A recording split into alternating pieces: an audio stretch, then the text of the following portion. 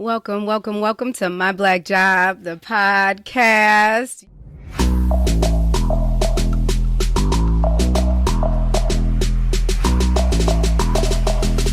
Y'all, we are here. Episode, I don't even know. I think I'm about to stop counting because, we just in this thing. So thank you for continuing to show up for us every single week.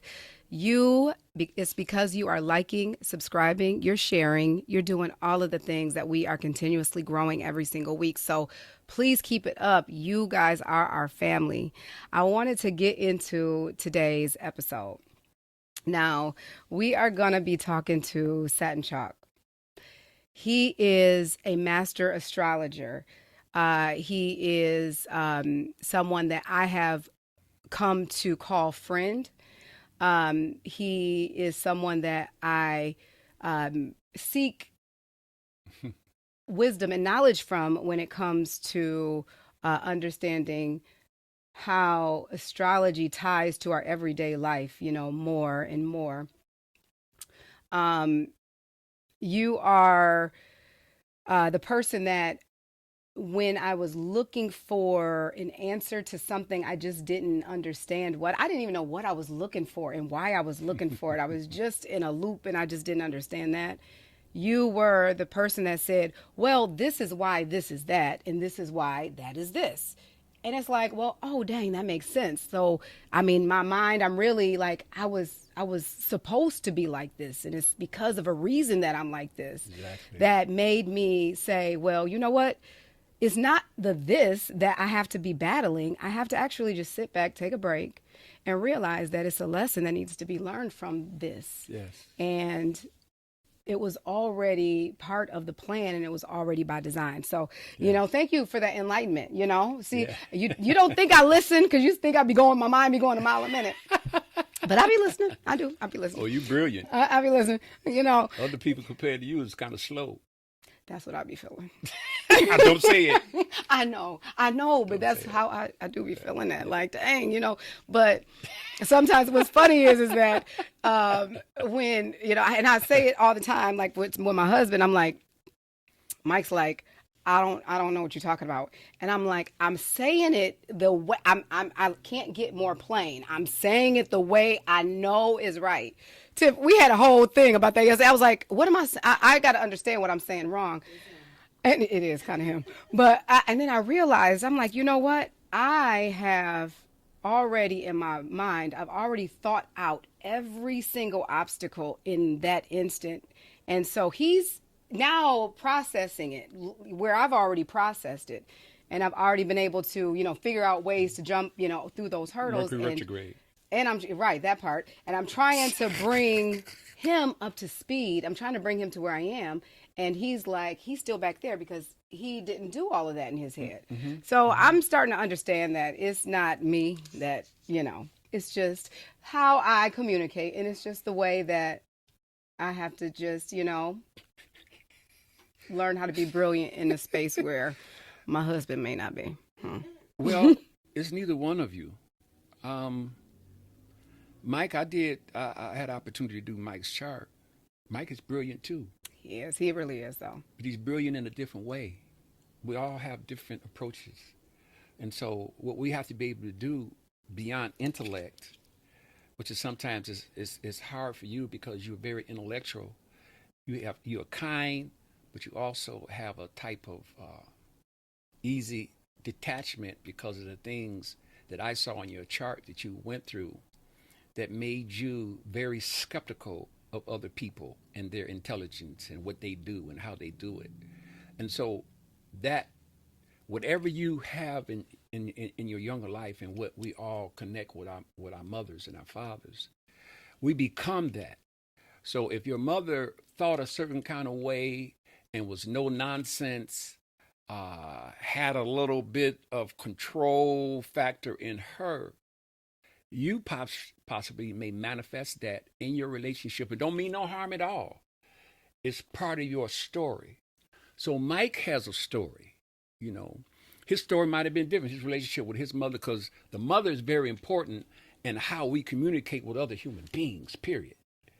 If a human being doesn't connect with their mother or if the child is adopted and don't connect with a feminine energy in some type of way, it affects their whole life. That's where you get your killers from. That's where you get your rapists from. They was never able to really get compassion and protection. Every time they cried, nobody came, or the mother didn't come, or they said, and the mother came quick. All that is the reality and the story that people go through when they have a conversation with their husband, when they have a conversation with their wives, with their children, with their boss. So I said all that to say, you know how I do. I say that all to say that Mike is brilliant. Mike ain't slow. He's brilliant. And you think in a different type of way. So it's good that you understand that, because that could sometimes cause disharmony, and he might not even say nothing. And it could cause detachment, because he's very sensitive. He's very sensitive. So some things he may not tell you because you're so intellectual. He don't even feel, well, I ain't even gonna go into how I feel about certain, because she ain't gonna feel that. She gonna tell me intellectually. You know what I'm saying? Because you know what he told me the other day, and I was like, I really felt some type of way, but I mean, I had to evaluate the words that he was saying to me. I had to analyze the words that he was saying to me. That's that that's Venus what I'm and saying. Virgo. Analyzing. Some things, when it comes to emotion, there's no analyzing. You have to connect. Connect, right? Not agree.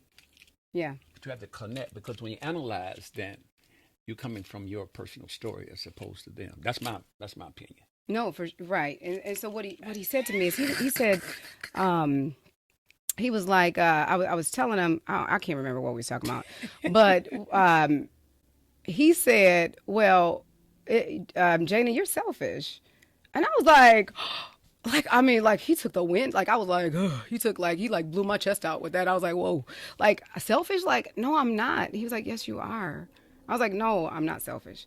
And I said, why do you? Because I couldn't get off of it. And I was like my feelings were a little hurt. Like, I felt he was like, your feelings was hurt? I did. Like, I felt a little way. I was like, dang, Okay. And so I was like, dang, what happened? So then I was like, I circled back and I was like, so wait, let's circle back. So why am I selfish? And I was like, because, my family, I do whatever for. Anybody that's in my circle, I'm always, he's like, yeah, for sure. You are. He was like, but the thing is that you'll meet people, you'll encounter people, and you don't connect with them. You don't sit there long enough to connect. You will be thinking in your mind about a million other things, and you didn't ask them not one question to go deeper to figure out about them. And I was like, oh yeah, well, I mean, so then I had to really take that. And I had to say, well, you know what? I do understand that in this world, when you have a knowledge like astrology, sometimes it could be so enlightening, and it could be so huge and so big and so now everything makes sense to you that you want to just go regurgitate that and just say it, and okay, this is why it makes sense. And this is why I'm like this. And this is why I'm like this, because of this and because of that star and because of this and that planet, in this house and that. But I think I'm learning that that right there is the tool. That's just the knowledge base that I have, that now I have to use that, and I have to filter. You have to integrate right what you learn and deal with another human being who may not have most of the time don't have a clue of astrology, a clue of the tools that it uses, a clue of self-development. Most people don't even get into that. They have no idea. And we have been dumbed down and conditioned to think a certain kind of way. Now, some people go through the cracks. I was able to go through the crack. You was able to go through the crack. Don't make us better, or don't make us worse. What does that mean, go through the cracks, though? Like, what does that look like for other people that could be looking and watching? What does it feel like, and what does it look like if they're going through the cracks? Well, what happened to me with my story, as a young child, I always was different. And the things that were said in terms of religion, the things that were said in terms of family, the things that were said in turn, in when you're talking about just the collective, the time I was born in the 50s, and just the things that was brought to me, I just didn't take it in. I would say, what? As a kid, I was 5 years old. I'll never forget it. Like, what? When I used to go to kindergarten, they used to fight and throw spitballs at each other. What? Okay, so that temperament that I had made me reclusive. I'm not saying it was good. I'm not saying it was bad. But I knew that it was something else that exists that I haven't been told. Now, having that type of energy, having that type of mind, you ain't going to think like everybody else. So it's going to make you isolated. It's going to make you reclusive. So now you got to find a way. Is something wrong with me? Is something going on with me? My mother and father divorced. I'm telling the audience my story. My mother and father divorced. So I felt that if my mother and father divorce and they leave, I was old, so I knew what my dad did. I knew what my mama did. I didn't take it for granted. I didn't take my food for granted. I didn't take my clothes for granted. So, like, what's going to happen to me? So I said to myself, if I can't depend on my mother and my father, I can't depend on nobody. So that created a certain type of energy. I can't depend on a doctor. I can't depend on the teacher. I can't depend on a preacher. I can't depend, because all those people are human beings. So it got me into what happened was with that train of thought. It was a gentleman that came in my life, and he gave me an astrology book. And from then, that's when it all started. I was 12 years old. 12. So you started studying astrology at 12. 12 years old. I'd be 70 this year. Okay, that's a whole nother conversation I want to get into at the end. 70 where? 70 where? Because what? That's what a lady said. She said 70 where? Yeah. I'm like, because I'm trying to be like you when I grow up. Well, like, yeah, I'm trying to have that face. I do a lot of stuff. Yeah. So Yoga, which okay. Tibetan rites and all of that stuff. Yeah, so I know you got okay. so much stuff that we gotta get into. Okay. So I didn't mean to take you off. No, you're actually But right. astrology helps you as being Libra, and what your purpose is. Your sun sign tells you what your purpose is. Okay, so what the purpose of Libra and what makes you have vitality, what makes you have energy, what refines you, what gives you rebirth is the ability to relate. Okay, Mike is a Cancer. Mike's purpose in being here was connect with family, to connect with his mother. All people need to connect with their mother, but especially him connecting with his mother and connect with the feminine energy of Cancer, of caring and nurturing. Okay. Now, supposedly there's a clash between Cancer and Libra. Cancer deals with feelings. Libra is not that they don't have feelings, but they more appear. Mm-hmm. Evaluation. And then you got Venus and Virgo. What does Venus represent? Venus represents how we relate to other people. Reciprocity. What's fair. Being able to agree to disagree.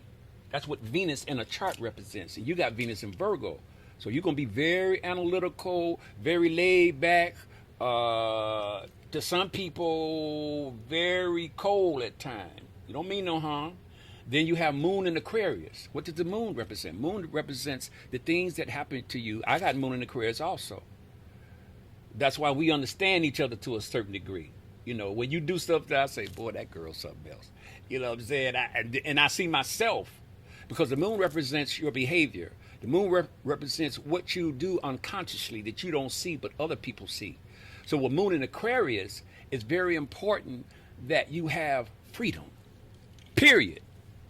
I don't mean freedom to go out with, if you're married, to go out with somebody else unless you and your partner have made that agreement, you know. We haven't. But I'm just saying, yeah, but I'm just saying, I'm not saying I'm just joking. Okay. But It's just becoming. But moon in Aquarius, if you not having freedom necessarily in that type of capacity, but freedom to do what you feel like your purpose is, freedom to connect with other people that you know that could help you on your journey. This freedom, and you go beyond race, black, white, homosexual, transgender. Aquarius deals with all kind of people. I've dealt with all kind of people. So with moon in Aquarius, it can be difficult in marriage because it's kind of contradicts marriage in marriage, hey, this is your wife and whatever she suggests, you should think about it. This is your husband. You should think about but with the moon, anybody in moon in Aquarius, it's like, I ain't doing nothing wrong. I ain't cheating or nothing, but I know a lot of different people. If you go into a certain affair, my wife had to tell me a whole lot of times. She'd say, babe, why you wearing that? We going to... She always want to know, what is it? Is it a wedding? Is it this? Is that? Now, her feminine side made me think of my moon in Aquarius, because as long as I'm clean and then took my shower and smell good, whatever I put on is going to be appropriate to me. To me, To me, it's going to be appropriate. But no, she said, no, this is a wedding. Wear a suit. I made this wear a nice sweater or something. She wants me to wear a suit. I call her the fashion police. Because if you ain't got on the proper stuff, or whatever occasion it is, or whoever you are, you ain't got on the proper stuff. He said sometimes you got to pop out and show some ninjas. and so I like to be, that's my free. I like to be free like that. Right. But you know what? So, I'm like, I'm the baby astrologer. No, I'm not even the baby astrologer. I was just born. I've been studying for 2 years, and I was just born basically in terms of my knowledge base. So I'm about to break it down. And you did the master class. You just gave everybody the master class. I'm about to remix it a little bit. Probably mess it up a lot of bit. No. But I'm going to sit there and I'm going to put my interpretation, which is on a baby level. So to break down what you just said is that me, because I am Libra, first off, my sun is in Libra. Everybody right now has heard about the sun, moon, and the rising sign. So my sun is Libra. That's how I show up. That's my purpose. Yes. And so my sun is in Libra. Libra represents balance, fairness. Yes. It represents justice. Relationships. Partnerships. Marriage. Okay. Come on, adjectives. So it represents all of those things. And then, I take my husband on the other side. My husband is a Cancer. Yes. That's his sunshine. That's how sun sign. Yes. That's how he shows. Yes. Cancer represents the emotions, the family, the mother, the nurturer, and all of those things. So I, in my mind, especially because of the Venus in Virgo, the Virgo portion representing the analytical mind and me having to say, hold on a second, while my husband is leading with his heart, I'm leading with my thoughts. I'm leading with my mind first. And then we circle it on back to a double whammy, which my husband got in me, is the fact that there's a moon in Aquarius for me, because the moon represents the emotions, it represents the nurturer, it represents those things. And Aquarius represents detachment in some ways. Yes, detachment. And so, look, I'm preaching, y'all. Hey, he over here like, preach. And because that represents the detachment, sometimes I can feel like, dang, does she care? Does she have any feelings? Does she have any emotions? When, it's actually to the contrary. I have a whole lot of them. And I have a whole lot of emotions. And I have a whole lot of feelings. But I guard them and I protect them. Yep. I don't mean to cut you off. No, You get very few friends in this life. At most, your people who you call your friend are your teachers. They show you how to be and how not to be. Mm-hmm. You get very few friends. Mm-hmm. Mm-hmm. So with Moon in Aquarius, I found that out. See, I can let people be who they are. Right. They ain't tripping. Yeah, right, because I can care less. Because I got a whole lot of other stuff I got to worry about. Because what you got on your agenda is not mine. And I accept people as they are. Me too. I accept their nature. A dog don't fly. A dog barks. Mm-hmm. And I don't mean calling people a dog or anything like that, but I'm just using that as an example of nature. Dogs bark. You expect for a dog to fly, you don't have a problem. So we unconsciously, not we as Moon and Aquarius, but people unconsciously impose who they are on another person. They impose their personal story. I always try to watch me imposing my personal story on someone else because that's who they are. Yeah. If they cut the fool and act the fool and do this and do that, that's who they are. So, right now with everybody, talking about eclipse season, because that's another hot topic in astrology, and what is, people are, it's a lot of untruths that are getting spread because of this day and age. Everybody is looking to go viral, and so they just want to get a trending sound going, or they want to just say something that just grabs someone's attention. And sometimes that information is misleading, or maybe it's a half truth. Most of the time it is. Yeah. And so, people are, thinking like, oh my God, we just came, we just went through an eclipse in Libra, and my life is getting ready to end. Oh my God. The eclipses are the worst thing ever. Everything's getting ready to get turned upside down. Shed some light in a very, in a very, like, As quick as I can. elementary, or just, like a basic level, just come down for us people down here, that's not breathing the rare air, just let us know what an eclipse is first and foremost, we from an astronomical aspect as well as from an astrological aspect.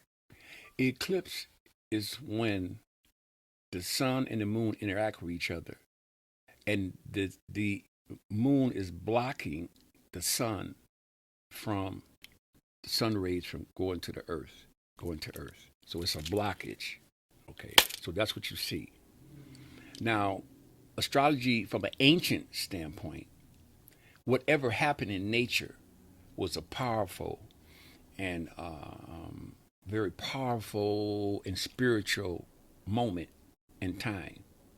So how they interpret a lot of things had a lot to do with the collective, the time.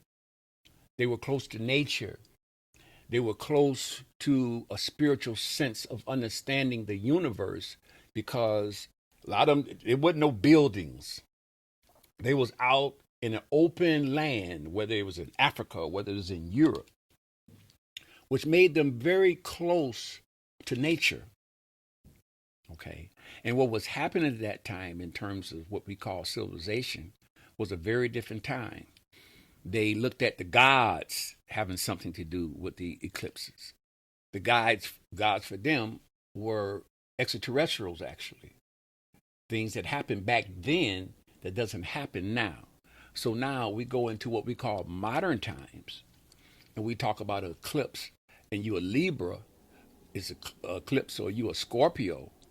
Those things are more accurate when you know the chart, because where is this activity going to be? It's going to be in the second house, the third house, the fourth house. Some of the houses, or the 12 different types of experiences that we have. I like to refer to them in my mind as departments. So Departments, they're departments of our lives, right? Departments of life. Departments, experiences of our lives. So I'm going to put, just give you, while you use that example, I'm going to give a real life scenario for you to intertwine into it. Yeah. So for me, my, depending on if we're looking at the whole sign houses or we're looking at Placidus, which is a whole discussion in and of itself. Right. Leave that alone. Leave that alone. That the eclipse for me is happening in either my 10th or 11th. But let's just go with the 10th. It's happening for me in my 10th house. 10th house is in Libra. So 10th house means your public standing. That means your career. That's the highest part of your chart. How could an eclipse happening in that place for someone, how could that look? It depends on what the individual is engaging in. If the person is homeless, if the person hasn't prepared themselves in any kind of way to present themselves, the 10th house represents your function in society, or what your contributions are to the tribe. Okay.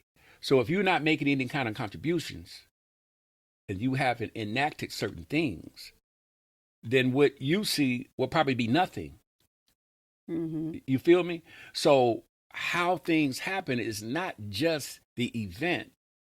How things happen is what you're doing with your life to make this event important and meaningful for you as opposed to someone else. It's going to be different meanings and there's so many variables. So me being an astrologer, it's crazy because a lot of people don't understand.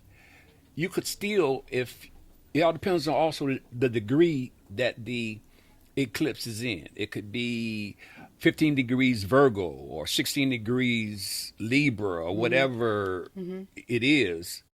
That makes a difference too. The degree makes a difference. If it's in what you call the first decadent, if it's 1 to 10, 10 to 20, 20 to 30, those things is what make it more accurate and scientific as opposed to just saying things and they're half truths. Yeah.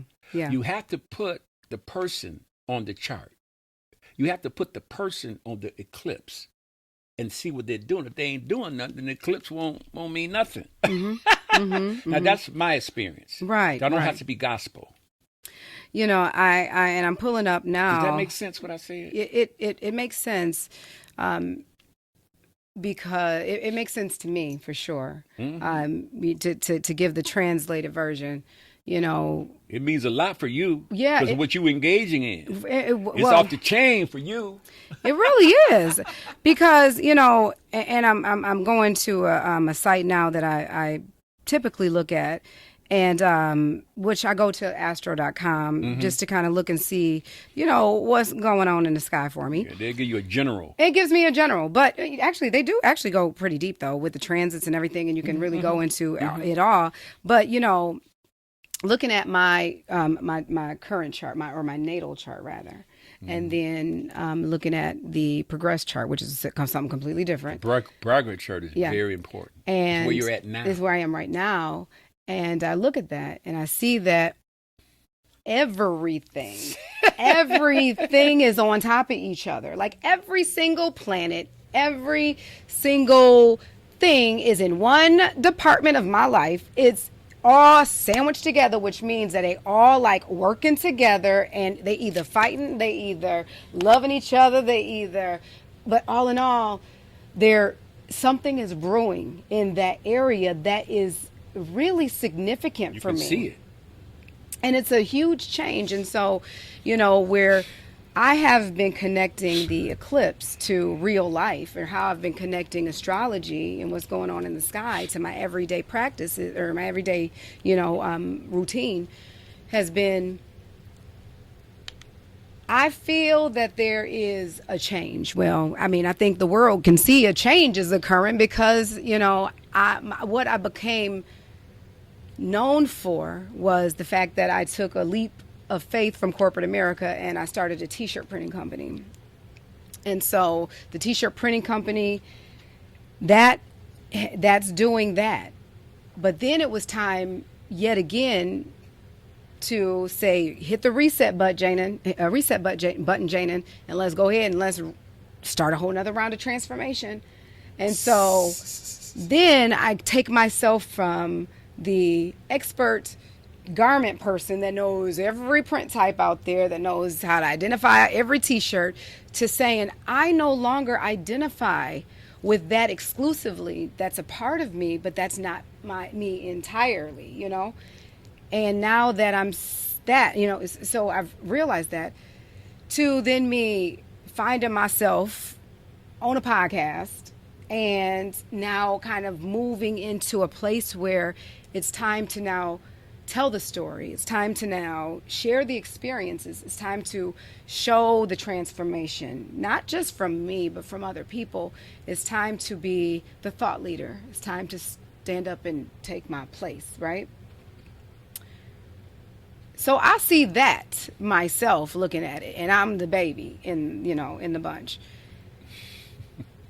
But had I not been able to identify that, I might have been resistant to let go of maybe all of my attachment to my business, my baby, of which I still love so much Of and I'm still course. absolutely connected to. Of course. And I still work for, it's still my job. Of course. So y'all don't fire me. But I'm still there, but I'm also somewhere else too. I'm actually in several different places because I'm getting called in other places. But had I not known that that was coming, or had I not been able to identify that this is actually supposed to be happening for me right now, Ain't no question. then I would be resisting it. I'd be like, nah, I'm gonna go ahead. Nope, not right now, not right now. I gotta work. The print heads. That is the kind of the aha moment. That's when you realize you got the magic freaking key. Yes. Because if you have astrology, you have your intuition, what God gave you. Yes. And you have your physical capabilities, your eyes, your ears, your mouth, and your nose. You got all of those things. And you can figure it all out and say, all right, I know that this relationship was supposed to end right here. It's not going to change the fact that it hurts. But I understand it. There was a time the chapter had to close. At the Printheads, we bring your brand to life. Whether you are outfitting a business, school, special event, or launching your very own apparel line, we've got you covered. From embroidery to screen printing, we specialize in creating high-quality, custom gear that sets you apart. But we don't stop there. Want to learn the ropes of printing and design? Our hands-on classes are perfect for anyone looking to break into the world of custom apparel. Let the Printheads turn your vision into a reality. Your brand, your way. Visit us today. And let's get started, y'all. One of the things that you mentioned is in your practice is that there are multiple pieces to the puzzle. Yes. And one of the pieces is astrology. Yes. Another piece is numerology. Yes. Another piece is the cards. Yes. And there are some other stuff too. Yes, you know, it is.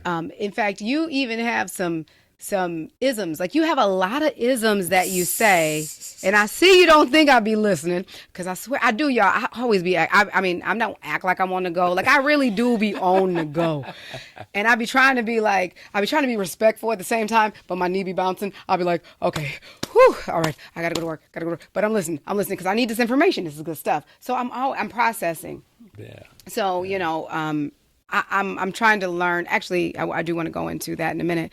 The last time that we had a class and you shared something. Actually, you outright told me something and it blew my mind. It kind of changed my life at that moment, no lie. But What did I say? well, Oh, is it personal? it's not actually. No, it's good. I mean, it's not personal. I mean, it was, but it's free to share. Oh, okay. But I was leaving and you were saying, I was saying to you, I'm like, okay, the next time, can I get a chart? Like, in fact, no, I want to see what I know. I'm ready for the test. I'm ready to see if I advance to the next level. Send me some charts. Let's go back and forth because, you know, our sessions are usually like a couple months apart. And then, so, you know, I'm like, you know, can you send me that? And he was like, I don't want you to have that ahead of time. And I was like, and I'm saying I'm outside and you're inside talking to me. And then you said, no, we'll look at the chart when you come and we'll do it here. And I said, well, I actually feel more comfortable if you send it to me ahead of time. Therefore, I can just kind of practice and I can, you know, just see if I'm getting it right. And I can know that I'm building on a solid foundation. Like I legitimately justified all of that, right? And you said something, which was probably just like, this little girl just need to go take a chill pill. It's probably really what you were thinking. But what you said was so profound. And what you said was, you're not supposed to know. It would be too easy to give it to you ahead of time so that you can prepare. You have to do it in real time because this is real life. And in real life, you're going to have to make those real life decisions. And I was like, dang, You that's should true. be able, if you've never seen a chart before, to be able to pop and look at it Yeah. and not be prepared. And I'd be prepared. And That's just the be able to just identify. And I was like, man, you know what? I rushed through a lot. I rush through so many things that I don't appreciate the moments. And I even deeper than that, I would rush through the conversations. Respectfully so. Oh, I know. But I was rushing through the conversations like, I'd be listening, and then I'd be like, okay, well, let me figure out how to make a detour and like cut, so I can like get to like the question that I really want to know, the answer to that I really want to know. And so I was like, okay, yeah. So I know all of that. And then so I asked you another question. And the thing is that you started over, right? You would start over every time in the story. And I would be like, I know that information already. I know that already. Like, we keep going over that. And I said that to my husband. I'm like, I know the information already. I know it. Cause I go back. He just, I love my husband, y'all. Cause he just let me be my old crazy self and just be like, that girl, he just let me go. Whatever. That he do, And so he just like, girl, go. But so I was like, I know this stuff and I'm trying to get to this. This is the question that I need the answer to. And then it wasn't until the last time that it was like, I realized I had a huge epiphany. It was like, no, if I stopped and listened and just let the story go, you were actually telling me, and you were painting a picture, you were creating a mural with your words. But when you create the mural, you don't see it until you actually step back from it and you can look and analyze it. What I was seeing is one stroke. I saw that stroke already. This stroke, I saw that already. Until I was like, no, wait a minute. I gotta hear this. Because I have to step back and I have to see the entire picture because it all works together. Yes. So that was my aha moment. That's where you changed my life. And that was like 2 months ago. My life changed 2 months ago, y'all. I just sparked it. You have been going through a powerful change. I told you that the next 3 years will be very powerful for you, but you started that yourself. What I do with my family, my clients, I help them know what they don't know they know. Yeah. Did you hear that? Yeah. I help them know that they don't know they know, but it doesn't always go through from intellect. This is bigger than intellect. There's some things you can't analyze. Yeah. You have to, it's intuition, it's feeling, because you could have two charts. My whole point with you, I see it. You could have two charts that have the same elements in it. Yeah. What makes this chart different from this chart, even though the charts are the same time, born 7:54 a.m. This person is born 7:54 a.m. What is it? You have to meet the person and see where they're at in order for you to interpret what's going on with them. You don't put the chart on the person. You put the person on the chart. That's it. I know you done heard that a lot. A whole lot of times. Yeah, a whole lot. That's the key to be a master. And that takes experience. It takes time. But by you being 11, numerology, y'all. That's, yep. Master number. Which doesn't necessarily mean you get any additional benefits in life. It really comes with a lot of actually more lessons, right? Well, it's both. You have a gift and you have gifts, but gifts are not free. Yeah. You pay a price. You pay a price for gifts. And when I tell you certain things, I ain't trying to blow your head up. I'm not trying to make you feel good. When I tell you you're brilliant, you're brilliant. 11, Venus in Virgo, Moon in Aquarius. But at the same time, okay, it could make you very erratic at times. It could make you very nervous. It could make you very impatient. Ciao. Okay? All those different things come with that 11 because people don't see what you see. Yeah. And you have to understand and know, because people don't see what you see. It's like I said, the eyes only see what the mind has been prepared to comprehend. That's good. The eyes only see Because the eyes don't see nothing. It's that brain behind the eyes. And only until your children get certain kind of spirit, you can tell them, girl or a boy, don't do that, blah, blah, blah, blah. Hey, when you get a certain age and you taking care of yourself, you're going to have to do this, you're going to have to do that. They don't hear none of that. Right. But when they leave out the house and got to do things on their own and take care of that car note, take care of that rent, or whatever they got to take care of, they found out and they look back and say, this is what Mama was talking about. Yeah. I want to go back home. So, you know what's funny is that, so outside of my husband and outside of my shop, it's been like a huge, not secret, but I mean, I just live my life, you know, the way I live it, and I don't broadcast every single moment of it. So it's not common knowledge that I actually have been practicing or learning astrology outside of like my inner circle. Right. But it's been so like, you know, like under wraps, I guess I would say. My kids don't even, actually, I just kind of came and said something. I just came out to my kids and said, I'm learning about this. And the thing is I think I wanted to, not only was there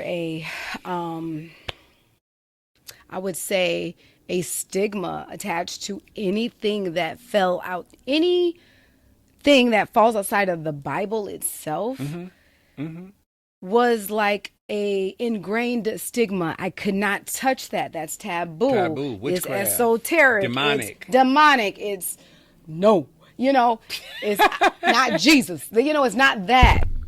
Exactly. And so I was like, let me just understand this for myself before I go steering my kids astray. And so it's like, now I'm like, okay, the connections are just like connecting, and this is really, really crazy. It's not a crystal ball where you're going to be able to see. Well, I mean, some people, I guess, some people are pretty freaking good, but it's not like that. But it's more so of an understanding of, oh, this is why this is happening. It's like it validates. It's like a confirmation of what's already happening, but it's not anything that's spooky and taboo, right? So I just finally, said, okay, let me just say something to my daughter nosy, and she already done realized that I like the stars and the moons and all of that That's stuff. not for everybody, too. It's not for everybody. Okay, I just want to tell it's you not. that. And so my son, my oldest son, he's getting to a place, which reminds me of what you just said. He's getting to a place where he was like, okay, well, shoot, that lady do know what she's talking about, because these bills, they coming for me. And, I guess I should have been listening a long time ago. But then it's my middle child that's like, he's super brilliant, right? Scorpio. Oh my God, Scorpio, yep. Oh my God. Absolutely mind-blowing, his brilliance. And so he's like, I don't agree with it. I don't, and I said, oh, okay, and that's cool. But why? Tell me the why you don't. He goes to a Christian school, and I said, why don't you? But he really couldn't give me a good explanation as to the why. And he can give me an explanation on anything. I mean, everything. He could talk you under the table about everything. And he couldn't give me an explanation as to why. And so that was like okay, you know what? It's like an indoctrination. I know for me, astrology came into my awareness when my sister died. Mm-hmm. My sister was tragically murdered. I have talked about it, publicly, and we're still looking for justice for my sister Kayla. So justice for Kayla. And so life didn't make sense to me anymore. It was like, wait a minute. I'm the person where if I want something, I go and get it. It happens for me every time. And not only does it happen for me, it's easy. Like that is I guess that's the Jupiter rule in my chart, because I'm Sagittarius rising. I feel like that. I feel like I just got the wind beneath my wings, and I can just dream it and do it and just touch it and it manifests. I've always believed that. So to have been in a space where I was so like, all of those things were true, but I guess my scales were just a little bit unbalanced because I had all of those truths that were holding down all of that positivity, where I had no room for change and transformation because things were so easy. So when my sister died, it balanced some scales right on out, because that rock, it was like, whoa there. And to understand why, I started astrology because, and I said this the last time, that I don't usually cry because I am a thug. However, another shirt that you need in your line is your tears will, Yes. what, say it again? Yes. Tell everybody, because you're going to say it the right way. What I said. About the tears and the That- wound and the that- shed or whatever. That the organs Yes, weep that the part. tears that the eyes refuse to shed. That part. Because I would always think that crying was a sign of weakness. So I would never cry. No. And now I'm just like, you know what? I'm 42, y'all. I don't even care. So It's good, sister. It's powerful. It's cleansing. it's cleansing, you know. Yeah. So it's different space for me. It's a different, in a weird space. So I get a little awkward in it. Yeah, it's uncomfortable for you. It's uncomfortable. But you human. And then I got to do it in front of everybody. It's okay. Too, It's all good. which is annoying, but you know, whatever. But okay, so when my sister died, I was like, life just does not make sense to me. Nothing makes sense. My eyes aren't making sense to me. My ears are no longer making sense to me. So I have to go outside of myself. And I got to go to some science. I got to get to a book. Because I got to see some words. Something has to make sense outside of the Bible saying that, you know, joy cometh in the morning. I know that. But why did this happen? Well, you're not supposed to ask God why. Well, who said that? Because I need to understand why. I'm not saying that it shouldn't have happened. I just want to know why. And so that led me to astrology. Y'all, I swear this is not about me, because it really was a lead-up question. It's okay. But my catalyst for wanting to learn more and wanting to go deeper was that. The unexpected, absolutely shocking, what's in the world is happening. Everything was great, now it's not. Everything was normal, now it's different. I'm living in a movie. This is a simulation. Life ain't real. I can go on and on and on about the things that that I say and that I experience and that has become my reality. Like, I'm going through the motions. And why? Well, it wasn't until astrology that I realized that I'm in a heavy season of transformation. In fact, I'm in a heavy Exactly. season of Yeah. death, Yeah. rebirth, Yes. and transformation, right? Yes. So all Yes. three of those things, my life got shifted in an instant. And if I would have understood the astrology behind it, then I would have been able to be like, not that it wouldn't have hurt my human heart, but I would have been able to say, I would have been able to move on a little bit faster to say, I'm sad to say goodbye for now to my sister, but I understand why that was coming. I understand it was a change that needed to come. And she was the catalyst for that. And she was a catalyst for that for me, which brought me to this place, which is going to take me to places that I don't even know yet. Yes. Other dimensions. What was your catalyst for learning astrology? I don't know if it's as deep or as traumatic, but, you know, sometimes coming to something like this is through I that. had this, and I don't want to be too long. I had this gnawing inside my soul feeling that we're, as a kid, like I say, you know, we advance souls, old souls. And I knew for some reason that the things that was been telling the people, telling me, there was something that wasn't right. There was something that was missing. Yeah. I just knew that. Even in church, I knew something was missing. When I used to go to school, I knew something was missing. When I used to get trained at my job and what I did, something was missing. And they call it esoteric, they can call it whatever. But I always knew, and what really brought it on is when my mother passed. See, death, if you don't change and don't make some type of realization and don't feel something when someone close to you die, you already dead. Yeah. You already dead. So when my mother passed, this is what came to me and what made me understand so-called life and death. She moved back to Georgia. My people from Georgia. She moved back to Georgia and she got cancer. She got sick and she passed. And the homegoing or their funeral, whatever people want to call it, small church. So people kind of, my relatives, was just holding me. I thought I was going to be all right. I had no problem.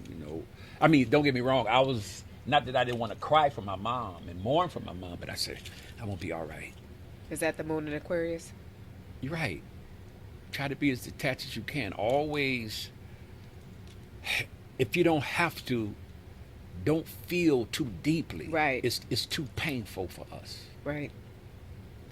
I do better being impersonal. Right. With people. Right. There's people friends. Hey, how you doing? Keep it surface. How you doing and everything. Yeah. Hey, are you all right? And you act a certain kind of way. I'm detached, so okay, you can cut the food and all you want to and be crazy, all you want to, But if it's my children, makes me uncomfortable. Sometimes it's my wife, makes it uncomfortable, because you have to, in order to connect with people, you open your heart. It's beyond this. So anyway, make a long story short, when I walked in, I started hyperventilating.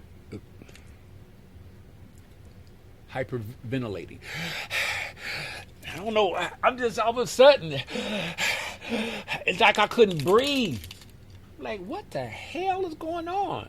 I had no control over it. Okay, so my body took over, which let me know that it's more than you and what you think. Your body is not just you.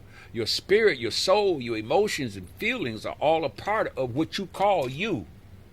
And so I sat down, and it's something they did I ain't never experienced before in my life. For some reason, I sat as close as I could to my mother's casket, and it was enough room. They pushed the casket toward me so it could be closer. Yeah.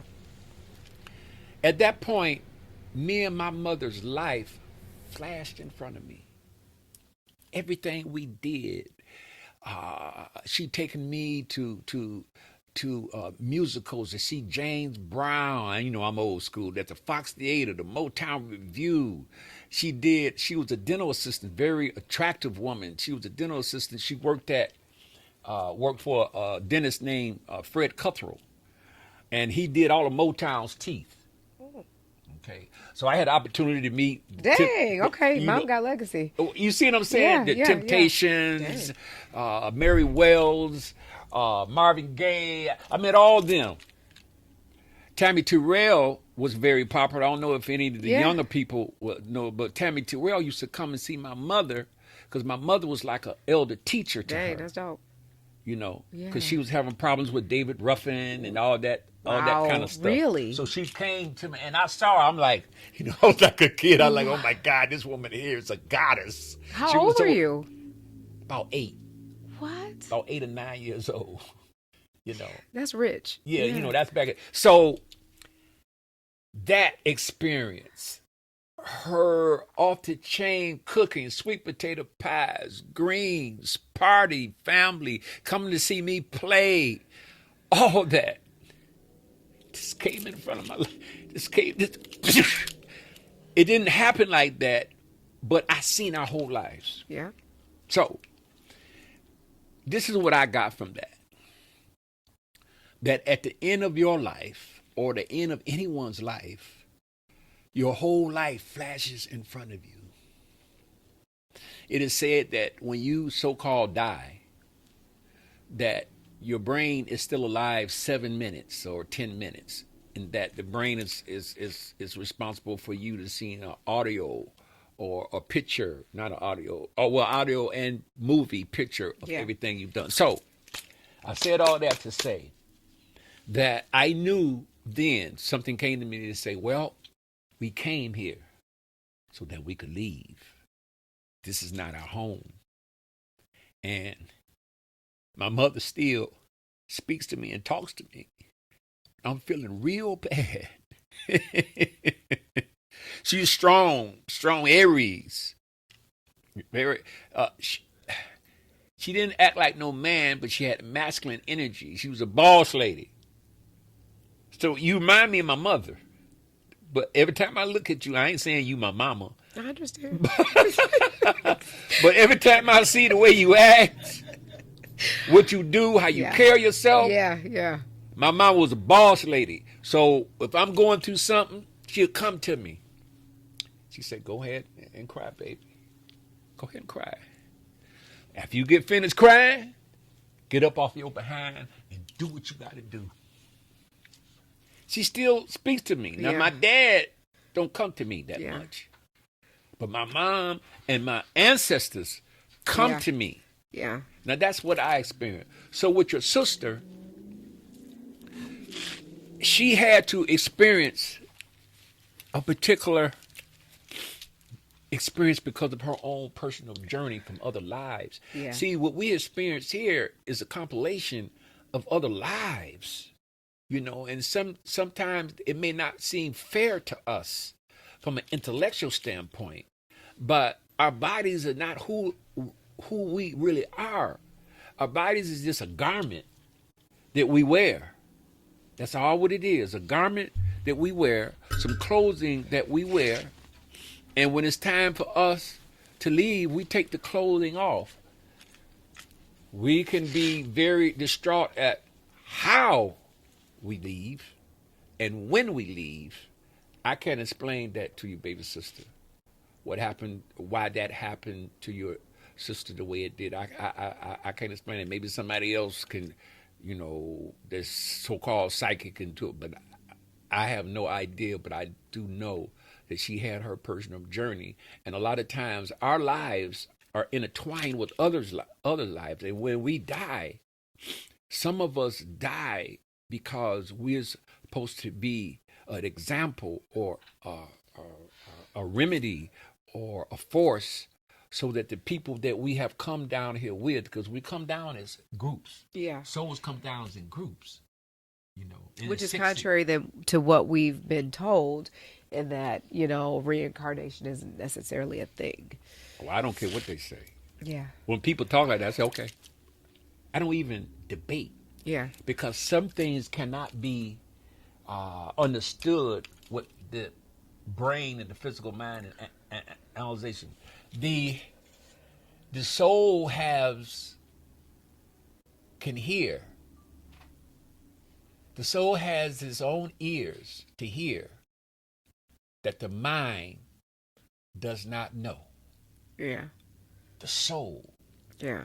So that's another reason why, like, okay, you asked me what got me into it. Now, when my mother passed, it took that astrology on another level. Because I realized outside of the books that I've read, outside of the research that I've done, outside of the people that I've met, doctors, lawyers, when I deal with the full moon, I wanted to know, so I went to doctors, I went to lawyers, I went to mental institutions. Right. I did my homework. Right. And they say when the full moon comes, everybody gets ready. Police stations. Yeah. And these are people that could be skeptical and say, oh, no. So after I got into that, it really got deeper. That's when my depth came. And that's what I was telling you before, and you explaining what you explained with your sister. This is what's going to give you depth. Yeah. So, you know, tying it into astrology, and, you know, again, I'm definitely no expert at all. You stop saying that. Well, I mean, you know, I guess I want to be boss lady. Well, I want to be that, but I also want to feel like that too. I want to own that. So I also know that there's a period you have to go through. There's some Yes. trials that you have to go through before Yeah. you can actually become the master.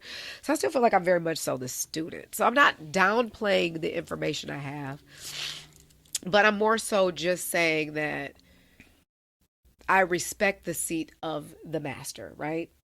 And so You talking about me? you and anybody in the likes, so y'all don't come for me in the comments for y'all that know more than me. But you know, seeing um seeing the transits, right? Seeing that, if you're into astrology, if you're starting to get into it, or if you're just starting to become aware of it, and now you've heard these terms, you've heard the terms of the transits, we've already known about the planets, but maybe now you've associated a meaning, and that each planet actually represents some type of a Voice. action or voice. That's good. Yeah, because I like to create it like a play in my head. That's how I Yeah. already call it departments, so now, the voice. The planets are the voice. Yes. Yeah. And then the sign would be the what? The microphone. Dang. All right. So we got the stage, the voice, and the microphone. Yes. The stage voice- is the house. Yes. The voice is the sign. No, Yes. I'm sorry. The No. voice is the planet. Yes. And And the sign is the microphone. Because the planet is in a sign. Aha. So Venus That's is aha the moment. voice. Yeah. And it's going to speak through Virgo. Ooh, so my Venus in Virgo in my ninth house basically is saying my ninth house, that's the stage. That's the slice of pie, which can represent higher learning, represents travel, represents awakenings, And represents what Venus, all of that stuff, right? What Venus there is going to make your ability to understand anything from a philosophical standpoint in any belief system and be refined with it. Virgo is going to make it. You're going to try to be as perfect as you can. Because you're going to study. right, You're going right, to do right. research. You're going to understand in and out. Yes. Until you get to the end of your intellect, and then you're going to flip to the opposite sign, which is Pisces. Because each sign Has a an polarity. opposite, and that's polarity. Wait, but yeah, you kind of got advanced on me there. So wait, I know. Well, wait, so it's we going to the opposite You can side? go Why? so far. You can only go so far, Right. and then it's going to pop. Because I still have to look at the other house. I got to look have at the opposition. I have to look gotta over look- there because something else is happening over there that needs to balance me out. If there's a planet that is opposition to it, yes. But even with that, from a philosophical standpoint and from my experience, the so-called signs, that's the principle of polarity. You got 7 principles that I haven't talked to you about, but one of the principles is the principle of polarity, and another principle is the principle of correspondence. So with Venus in Virgo, when we talk about Virgo has an opposite. Pisces is the opposite. Virgo is the opposite of Pisces, and Pisces is the opposite of Virgo. And they what you call the mutable signs. Your mutable signs are Gemini, Virgo, Sagittarius, and Pisces. So when we talk about understanding, because that's what we're dealing with the ninth house, understanding, concepts, religion, traveling, being, journaling and traveling, not only through physical travel, going here and going there, but traveling in your mind through prayer and meditation. Yeah. It's traveling. Yeah. Jupiter. Yeah. So you got to mix Jupiter with that also. Yeah.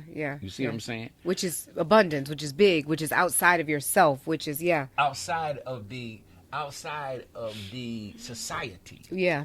You got to go outside. Yeah. Sagittarius, because you got Sagittarius, Right. Jupiter.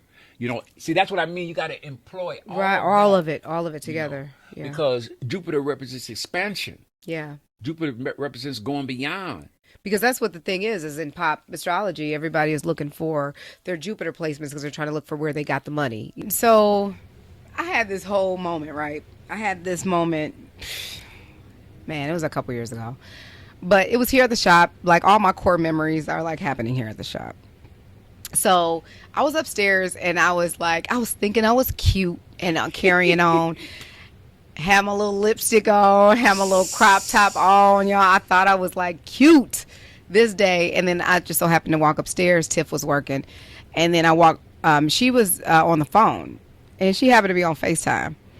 And she was on FaceTime and I walked by minding my own business because I really like to be cute for myself. So I'd be like, y'all, if y'all come to the shop and y'all see me like looking extra, like that's really kind of like for me. Like that's that's the Libra in me. Like I want to like look nice. I want everything to be nice and perfect. Yeah, and perfect. I want everything to be perfectly, like I want visually perfect. I want everything to be.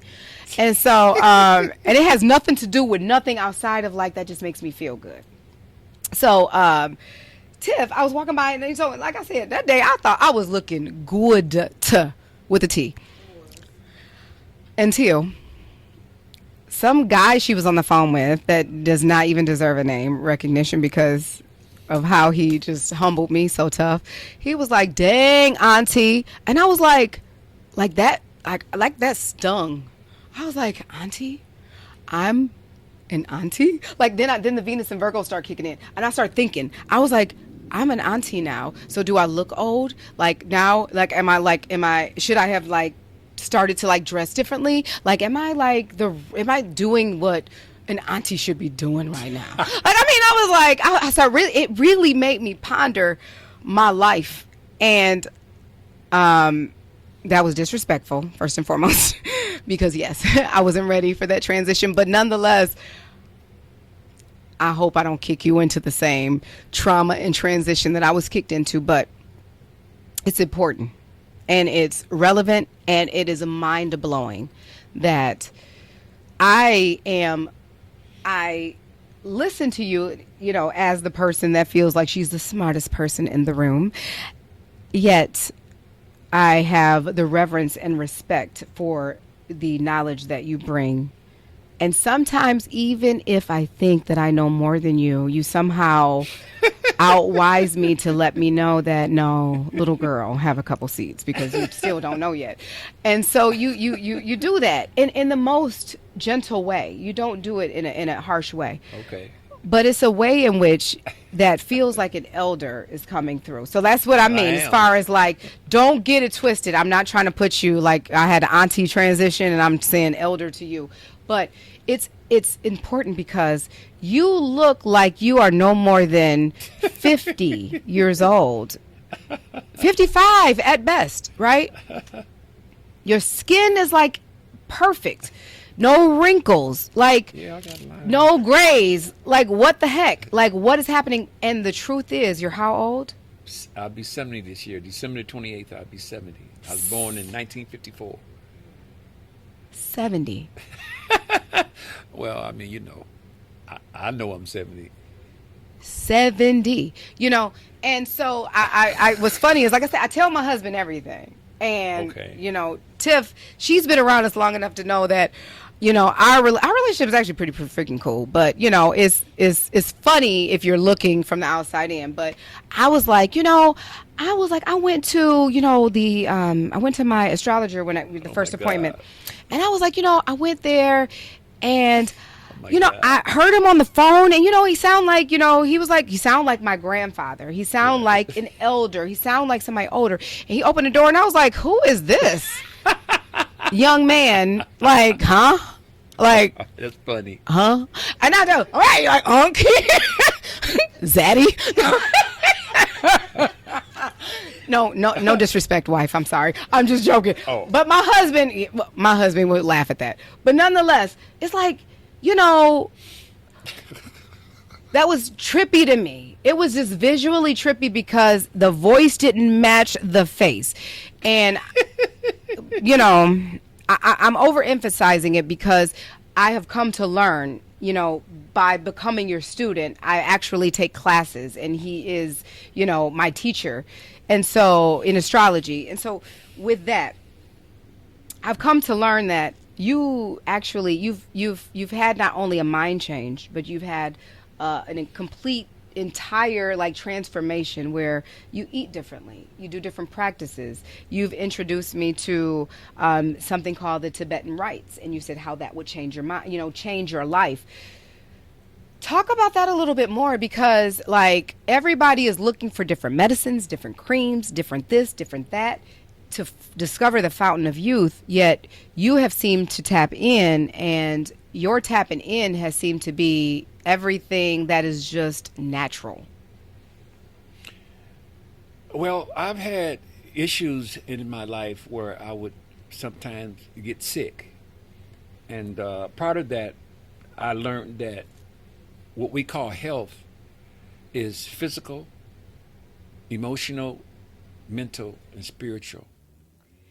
And how you can have longevity is by having a particular type of knowledge.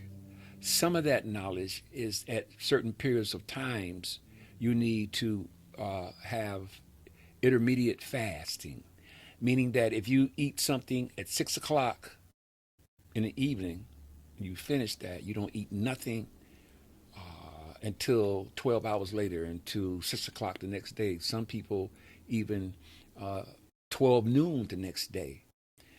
We have been bamboozled to think that we need to eat a lot of food, and it's not how much food you eat, it's the quality of food that we eat.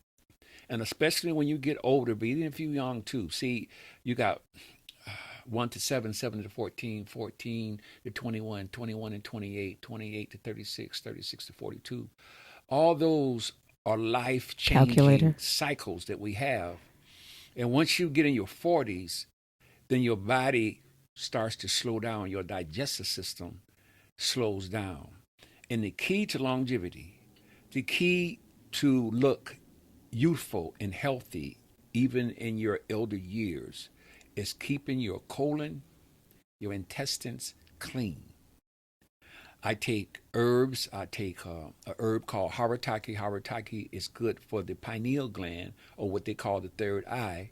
But what it does also is that it refines and rejuvenates the brain, and it refines and rejuvenates the digestive system. The digestive system is very important in longevity because the cells that make up the digestive system, 75% of that is your immune system.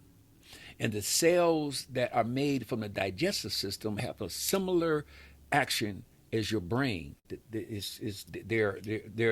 have the autonomic nervous system. The autonomic nervous system is responsible for your heart beating. You don't think about your heart beating. You don't think about breathing. So the autonomic nervous system is very important, that you be able to understand that your environment is going to affect you. That's why, from a health standpoint, meditation and prayers is important, that you be able to, whatever comes in your directions, because part of life can be stressful. So your perceptions and your feelings causes over 75, almost 80% of illnesses, diseases, arthritis, cancer, diabetes, all these things to a very large degree. Nothing is 100%. Environment means a lot, but how you perceive and take in information. How you perceive. Now, what made me start is that I was in a marriage that I was very unhappy with, and I was having heart problems. I was having what you call atrial fibrillation. Atrial fibrillation, you know, your heart is pop, pop, pop, pop, pop. Atrial fibrillation is pop, pop, pop, pop, pop, pop, pop, pop, pop, pop. And so blood pressure has a lot to do with it, and your heart beating a certain type of way has a lot to do with it. But your relationships, because one of the keys esoterically with astrology and numerology, which I know, which we haven't gotten to yet, is the principle of correspondence. Anything that happens to you physically, there is a corresponding reason. Most of the time, it's emotions. So cancer has a lot to do with anger. Heart problems and heart conditions have a lot of times to do with relationships, because the heart deals with connecting. So if you're in a bad relationship, or you having problems at your job, and me studying the correspondence of that type of stress and not being able to connect with your environment on a certain level, then you have to learn how to connect within on a certain level. That gives you longevity. It's a water that I drink. That's for me. That's indispensable in Detroit called Water to Go. Mm. It has a ozone treatment and it has osmosis. It cleans viruses out. It's a 12-step process that I hadn't I didn't have a chance to introduce you to that yet. But I drink plenty of water. I drink 6, 7, 8 glasses of water, and I take herbs. I take ashwagandha. I take ashwagandha, haritaki, pine pollen. Pine pollen is very important for men because it evens out your testosterone level. Because after men pass 30, then your testosterone level decreases from 30 to 40, from 40 to 50, from 50 to 60, 60 to 70. That's why a lot of men, when they get older, they become sometimes effeminate, sometimes have breasts. Mm-hmm. And me, I'm like, hell no. Is it that? So it's not so much because of Yeah. discipline, Yeah. boss lady. Yeah. It's fear. I got you. Well, I mean, it's always fear. a catalyst, you know. Yeah, so it's fear. So Yeah. and last but not least, deep breathing exercises, pranayama. Okay. So I do all of that. Okay. So, but you didn't mention the Tibetan rites. Okay, the Tibetan rites is for the chakras. We have 7 centers. Actually, we have more than that, but we have 7 centers in our body, energy centers. And the best way to put it is that when you're young or you don't have any illness, those chakras represent tension. You have tension.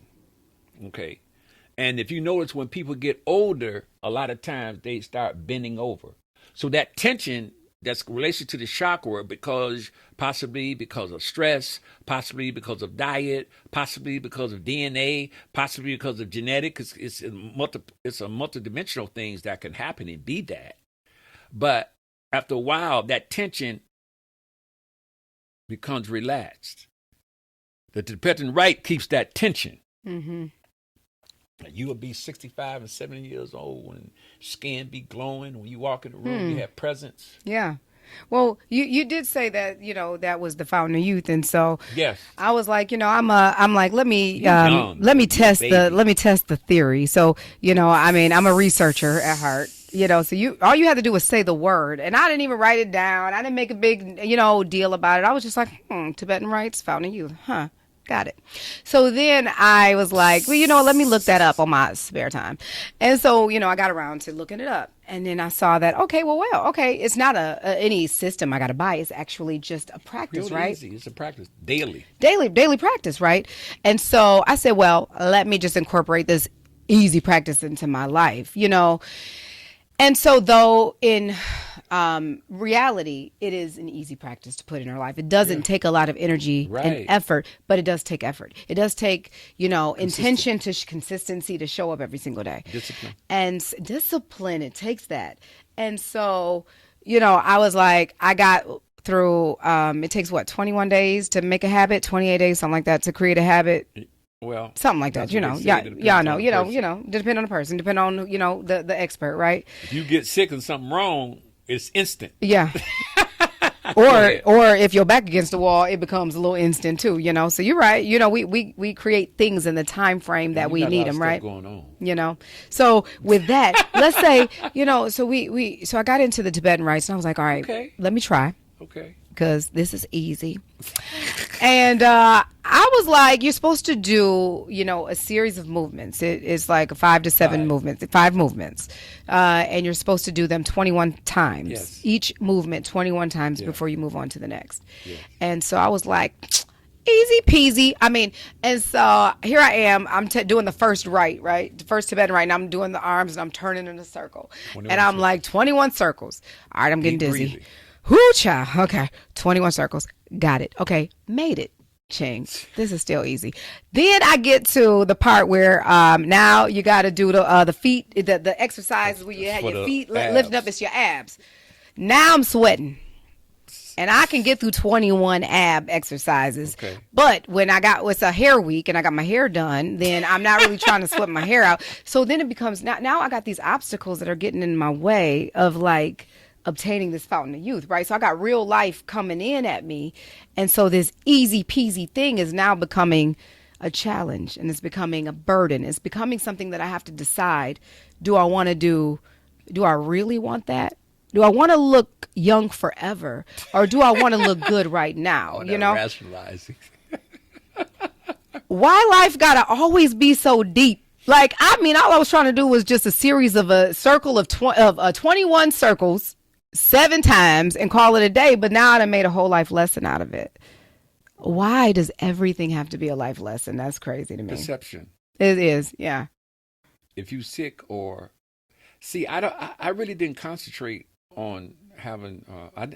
I didn't do and don't do the Tibetan rites because of it being a fountain of youth. Actually, I do it because it's a means of discipline. It's the discipline part. Right.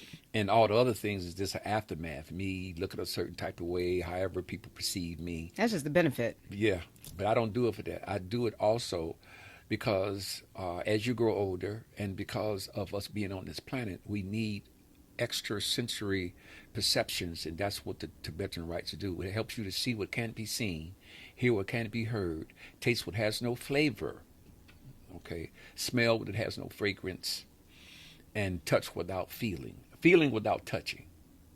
That means that I can feel you. I can feel the people who I meet. I can feel Bryson. I can feel him without touching his flesh. Yeah. The Tibetan rites help you do that because it charges the chakras, you know. Man, that's dope.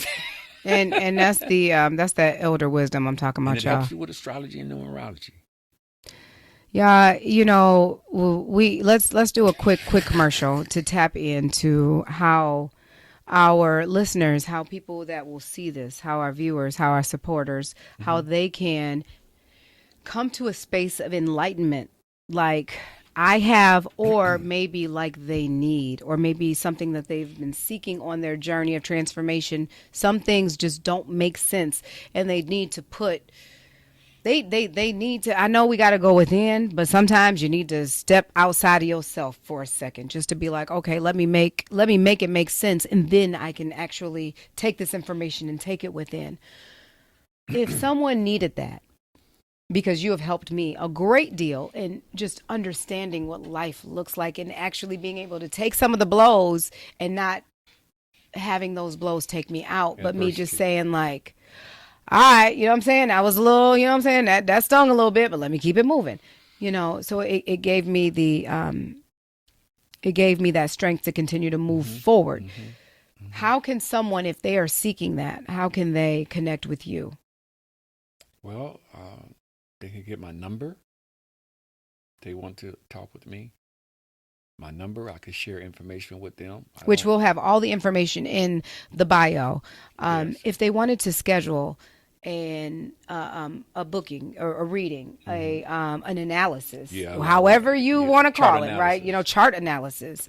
If they wanted to schedule something like that with you, is there a website? Is there a link that they, you know, we can attach it here so that you can go right to the link in the description. But is there a place? And you could say it verbally so that they can know. SutenAten.com. Okay, can you say it one more time for them? Yep. That's my website. Now, I have 3 different names, and that happened kind of for a reason. On Facebook, I have Satin Chalk. That's from a musician standpoint. Someone told me that I played this a certain type of way, and that you know, you should call yourself Satin. I said, you tripping. But later on, I found, okay, that's good. That's Satin Chalk, and that is for a certain demographic. Suten Aten is a result of me studying Egyptology for 10 years with a professor from Wayne State, Dr. Shabi Ali. And when you finish the course, she names you and give you an Egyptian name or Kemetic. Kemetic. Egyptians is what European call black folks. Black folks didn't call themselves no Egyptians. And so Suten Aten, Suten Aten, is because I was the only astrologer in the class, and she loved that.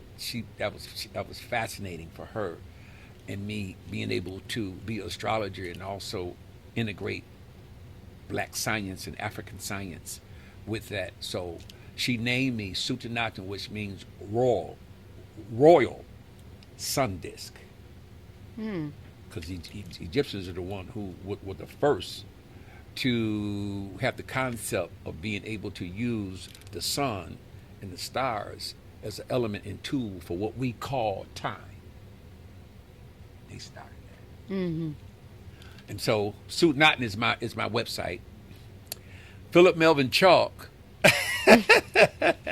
is another page. So for my Facebook, if they want to connect with Satin Chalk, and then I have a Facebook with Philip Melvin Chalk, and then I have a one to Suten Aten. Suten Aten is where I share the esoteric. Okay.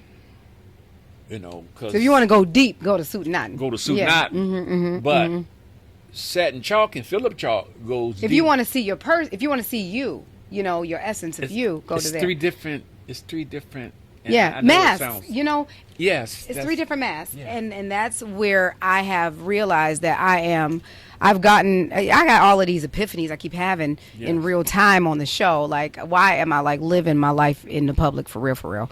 But I've had this this epiphany that I have all of these things. I got Jane the professional. I got Jane the outgoing, you know, fun person. I got Jane the you know, the teacher. I got Jane the chill. Like I chill like nobody business.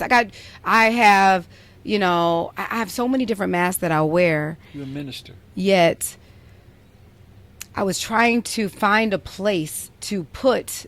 I was really trying to find where I belong, and the truth is that I belong in all the spaces. All of them are okay. Sister, baby, sister. I can wear Absolutely any right. mask I want. Just like I be changing my hair, I can change. It's an accessory. I could put the mask on if I want to be a public speaker. I can go do that. If I want to go be a teacher, if I want to be a podcaster, child, if I want to go downstairs and put on a T-shirt and just go print some T-shirts, I can do that too. Like, it's just a mask. And why do I have to define myself completely by one thing? I feel you. Y'all, I be telling you, this is why the podcasting came to be. I don't even know if it's about black jobs no more. I think it's about my therapy, because I be coming like, dang, I'm like discovering like really the meaning of true life. Like, I'm about to crack life's code up on this podcast, like for real. But You know your purpose. See, yeah, your business and your job and your profession is one thing, and you need to have that. We need to have a job in order for us to do whatever it is. But your purpose may not entail you being able to survive financially just off of your purpose. Your job, sometimes you have to do what you don't want to do in order to do what you want to do. yeah, And so with your purpose, which is your purpose, and I was saying and told you that you will be teaching metaphysics sooner or later, which is crazy. That's mind blowing to me. you know. So I said all that to say is that be your ministry, for lack of words, your purpose and your ministry will be able to share certain things to certain people that they would never get, because you are the only one that could give it to them. All right. Well, I think that's good to. Ministry don't mean religion. Yeah. I think it means connection. Connection and showing and teaching people on a higher level how and what they can do so they can be empowered themselves. You will be the one who will help empower all people from all walks of life, black, white, transgender, whatever it is. The moon and Aquarius reaches all reaches people. everything. Right. Yeah. Right. It So- transcends the borders. So they'll be attracted to you Yeah. because of your openness, because of your humanitarian vibration. Yeah. Because if you wanted to help, they'll Yeah. know that. They'll feel that. They'll feel it. You yeah. don't have to talk. Right. The Dang. moment you walk in, they'll know. That's dope. There used to be a time and place where the elders were so respected and they held so much reverence in the eyes of those that came behind them that when, words were spoken, no questions were asked. When a thought went out, it became Bible. That is it. That is solid. That is what they said. That's how it go. I don't know why. We ain't supposed to ask why, because I'm gonna have my butt whooped if I ask why. So I'm about to stay in my lane, and that has become our culture. So I have been learning on the podcast. I have been learning that sometimes there are different ways to get to it, and there are different methods of delivery, and that I don't have the way all the time, and I don't have the method. So sometimes it takes being still. The morning doesn't have a clue to what the afternoon already knows. Bars. Yeah. Do you hear that? Heard. I mean, do you understand? Received. Received. Everything, signed, sealed, and delivered. Everything that young people are going through, I've went through it too. Mm-hmm. Sexuality, trying to find a job, trying to find a mate, relationship, death. That's what makes me an elder. Yeah. Not because I got this degree, even though I'm a scholar, but not because of that. It's because of my experience. Yeah. So you can have a degree and don't have no sense. Yeah. Don't have wisdom. Yeah. Wisdom actually is healed scars. Yeah. That's what wisdom is. And you don't learn that in the books. So that's why I say that the morning doesn't have a clue of what the afternoon already knows. Yeah. Your children don't know what you know. Yeah. They could be geniuses. Yeah. They don't know what you know. Right. Which is why they don't really, they really kind of think that, the parents, they don't know what they're talking about. And then they have to live a little bit. And then they like, dang, they actually were smart. The eyes Yeah. don't see, the eyes only see what the mind has been prepared to Right. comprehend. Right. So wisdom comes with experience. Mm-hmm. Wisdom comes with pain, failure, not knowing, making mistakes, death. Yeah. I'll be 70 this year. Yeah. So I'm not saying that because Jane is 42, she can't tell me nothing. Yeah. She can tell me a lot. She can teach me a lot. Right. But on another level, Yeah. I got experience. I got some, I can school you. Yeah. That is when you realize that, I tell my son my son is like I said, he is otherworldly smart. Like this boy is like, and I have 3 kids, and I have to always put it in I have to put it out there. I have to put it into context because I have 3 children. Mm-hmm.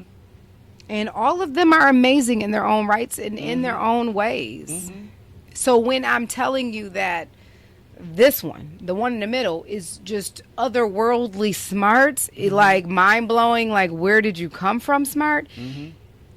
It puts it into perspective because my oldest and my youngest, of whom they have their own gifts and talents that are otherworldly, I'm not putting them in that category. So I'm not having a mom bias when I say this. I'm really having an outside perspective and saying, bro, like, where you get this genius from? I say me. But sometimes he out-genius me. So I be like, child. So, when you have the kids that are just like otherworldly smart. Still don't have the experience. Right. My great-granddaughter, excuse me for cutting you off, my great-granddaughter is unreal. Yeah. Her and her father don't get along. My granddaughter and who she chose, they don't get along. Blah, this, blah, that. And she's seen a lot of things happen with her father in relation to her mother. So my granddaughter asked her name is Gianni, if you're going to get anything, you want to get something for your dad for his birthday? You know what she said? No. You chose him. You get him something. She was 4 years old. So that tells you. But out of all that, she says all kind of stuff that's just too deep. She know how to put everything in place in the right way. So to She's fast elder forward, in a little person's body. but she's still a baby. Mm-hmm. You feel me? She's still a baby. Yeah. Because other little things, she'll be crying. I said, Johnny, be quiet. I said, she's still a baby. So old souls are here, advanced souls are here, but they still have to adapt with the prison of the physical body. Yeah. The physical world. Gee, now that right there, the prison of the body. It's a prison. It is. It is a prison of the body because here we are, powerful beings that can actually speak life, and we can do whatever. However, our being, our natural self tells us we too tired. It's not enough hours in a day. My body hurt. Ooh, So my head is we hurting. become conditioned. Yes. We have these personal opinions. It's the prison that we live in. We have these opinions. And opinions is nothing. It's just something subjective. Yeah. And so that's what we have to learn as Yeah. we grow older. Gotcha. That I can't evaluate you or judge you. You have your story and I have my story. So I'm not going to let you impose your truth on me and you don't impose your truth. We can share.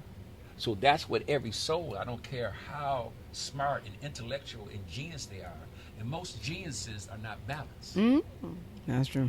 There could be a genius on this one side, then on the other side. Because I'm a genius. And I'm not balanced. They're just helpless in other things. But when this particular thing, oh my God, they this, people like Prince. Yeah. Prince was a genius. Yeah. But I can Kanye only- West, genius. But I can only imagine the other side of him. That's all he did was music. That's all he Yeah. thought about was music. You can't live life just thinking about music. Right. But he's a bad example because Prince was intelligent too. He's a good businessman too. But he still. That would have been an interesting chart to go into. Maybe out on a part 2 or something like yeah, that. I think he got moon in Pisces and moon in Aquarius. Something like that. It's either moon in Pisces, moon in Aquarius. He's a Gemini, born on the 7th, June the 7th. So you got to bring all that together. Yeah. It all ties together. It's not just one thing that you have to look at. Seven It's means a he needed holistic. time to himself. Yeah. 7 means that it'd be difficult for him to be married and have a relationship. Who's on the team that's going through a 7? Yikes. I just came on my 7. Yowzers. So, but yeah. I'm here for support. So I said all that to say that yes, Yeah. my great grandchild is. I think she's going to be like an architect, Yeah. something like that. That's She has dope. that, and of course your son Scorpio. They can do anything they want to. Man, Brilliant. Researchers, Yeah. scientific. Shout out to Mike. Yes. All right. So, I want to let's just do, right now, people are starting to open their eyes Yes. and starting to get a little bit more comfortable, maybe dipping their toe in the water in the astrological realm. Be it TikTok or whatever social media, has their attention. It is something about astrology that is starting to really resonate with the Rebirth. people. Yeah. So just to, test out astrology a little bit, just Okay. to see if it has a little bit of truth or not. Whether you resonate or not is up to, your own journey to, either subscribe to that perspective or reject it. And we're not here to suggest one way or the next. We're here to just really provide the information, and should it resonate, take what you need, leave the rest, So we have two people on our team. Now, y'all don't try to do process of elimination to figure out who is on the team. Like, I done saw this person, I done saw that person.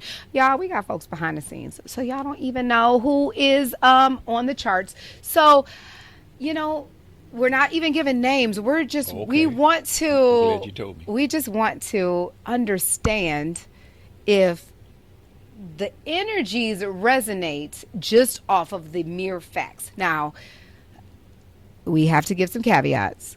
We have to understand that you have to look at the entire chart. Not only that, you have to put the person on the chart, not the chart on the person. So what we're getting ready to do is actually completely contrary to what you would do in your practice. we are getting ready to put the chart on the person because we're getting ready to just provide the elemental energies and the aspects, and we're going to put that on that person and just say that this is what your life experience must be like. However, it's deeper than that. Yes. And it requires someone who has the knowledge and the understanding to go a little bit deeper to give you that understanding. So y'all don't think that you can tap into just your sun, moon, and rising sign and feel like that you got the key to the universe. You really have to book the appointment, whether it's with Suten Aten or whether it's with another astrologer that you subscribe to. If you are interested in going down this journey, you do have to book an analysis with someone who actually knows more than you. A doctor doesn't go to get a checkup by himself. He goes to another doctor. So understanding that, sometimes we have to step outside of ourselves to understand a little bit better and remove ourselves. So we got two people. We have, let's start with lucky contestant number one. We have this person, which so happens to be female. I guess it makes a difference whether the energies are male or female. She was born in August. She was born August 9th at 12 p.m. in Detroit, Michigan. Understanding that astrology, if you focus in on a specific subject, sometimes we can actually target that department of life or that stage, like we talked about earlier. In this case, this lucky contestant wants to focus on the stage of love and happiness in her life. Can you, master astrologer Suten Aten, can you give us some information? Well, I see that she's born August the 9th. And in knowing that, that means, of course, she's a Leo. And for Leos, it's very important that they are in a situation. I see love, life, and happiness. In love and life and being happy, they love to be the center of attention. It's very important that they get a certain amount of attention because when they are in your presence and they feel unconsciously and sometimes consciously that it's important that they get a certain amount of attention because they have a lot to offer. They feel they have a lot to offer. A lot of Leos make great actors, musicians, leaders, in that way because they have a lot to give by it being a sun ruled sign. The sun rules Leo, so the sun shines, the sun gives. Leo has to be very careful on not being egotistical and self-centered.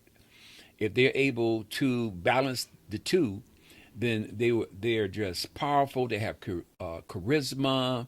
People love them. Being born on the 9th, though, and when it comes to love and it comes to happiness, they have to go through certain periods of time where they have to, for lack of better words, die, release, and let go of a particular habit that they've been engaged in or a particular way of thinking.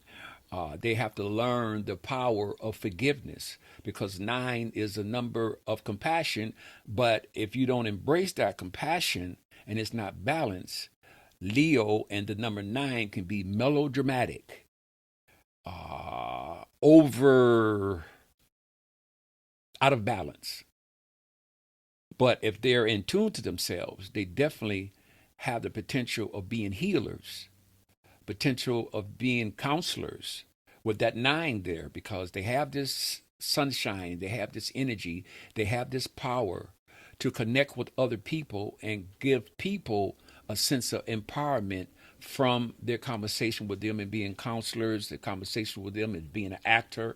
Actors and musicians communicate with people, empower people, and make them feel good. So she has the capacity to make people feel good. But in love and life, you have to have a balance and know that the most important thing for you to embrace is not someone else to love you, but for you to go within and connect with the source, connect to what they call God, and have a relationship with God.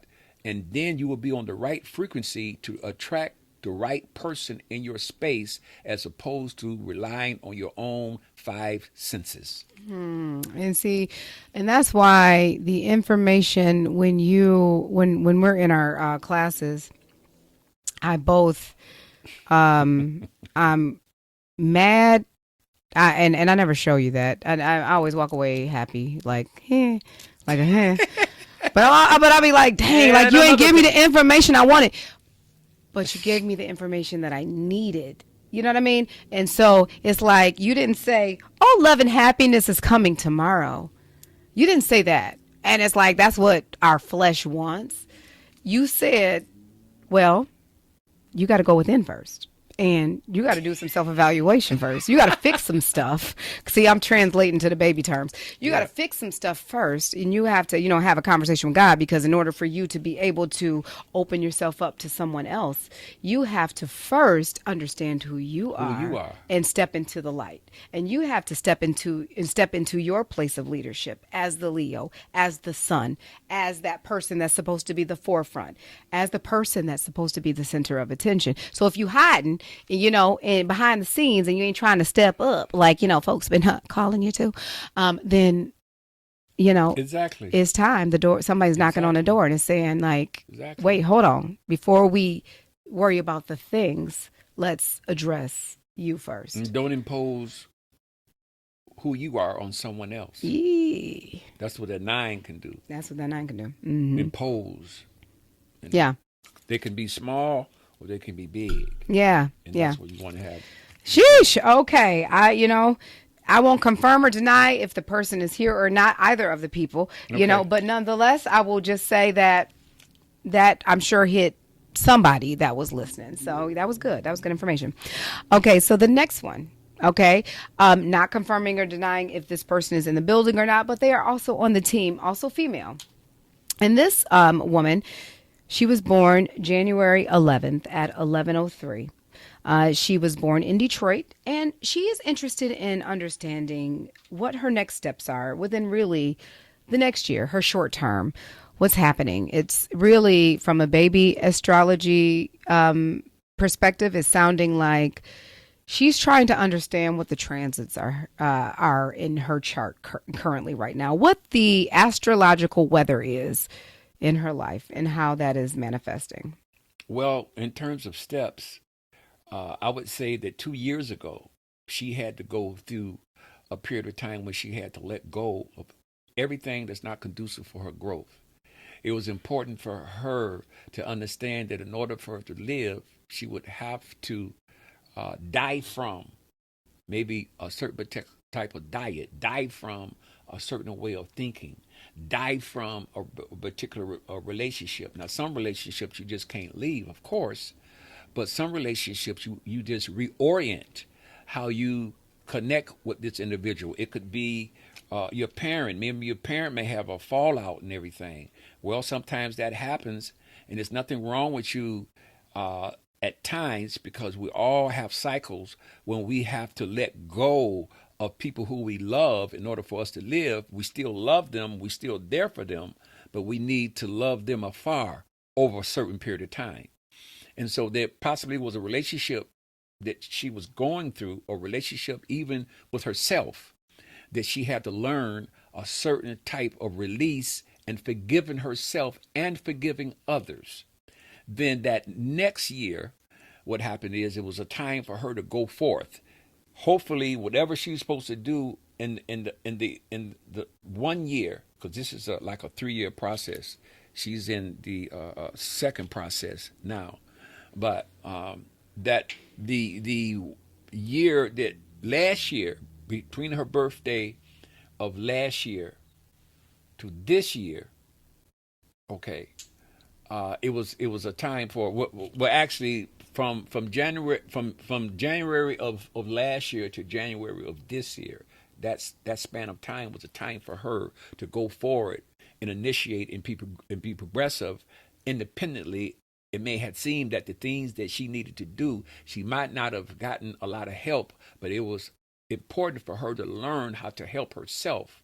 It was important for her to learn how to manage her life and be strong and be dominant and be balanced with that, so she could take care of certain things for herself, because it was a new time. It was a new era. It was a new space that she had to live in. Now, from her birthday of this year to next year, it is a time for her to really, really understand what companionship, understand what it means to work with people, understand what it means that things are going to come to you. You don't have to be as aggressive as you were last year.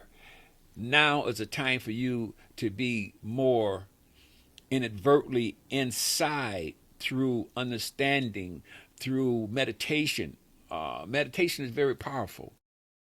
Know that things are going to come your way by being born on the 11th.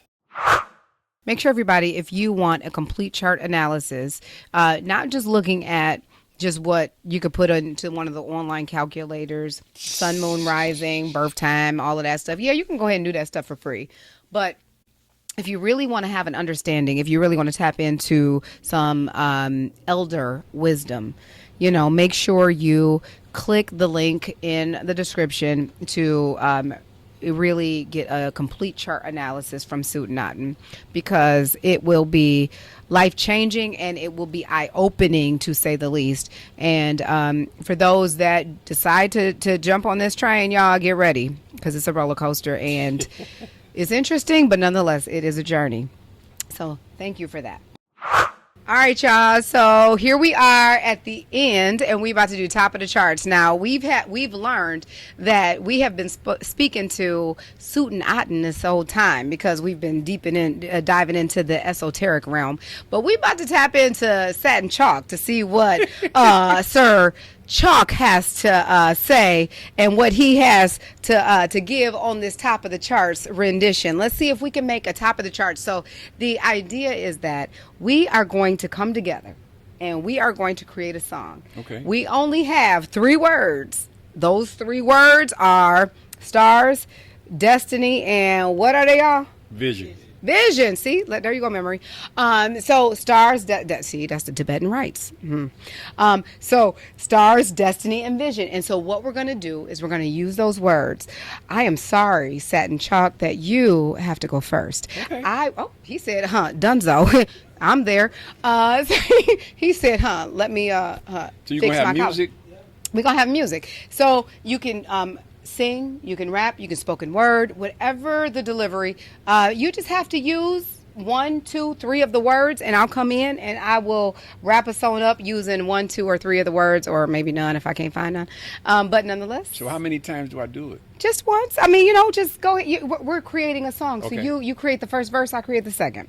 I mean, how many times do I do the star? Oh, you know what? If you don't have to. You can use 1, 2, or 3 of the words. If you use them all, then you are like the rock star. Do I keep repeating it? No. It can be as long. Oh, okay. Yep. You get as soon as you say it. Yep. You've already satisfied the criteria. Okay. All right. Top of the charts. Let's go.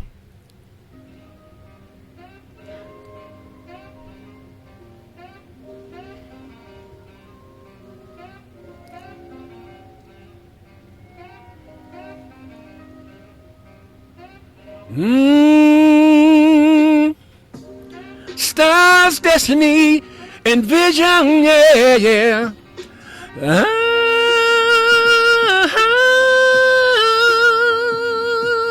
Stars, destiny, and vision, yeah. Stars, destiny, and vision, yeah. Ooh,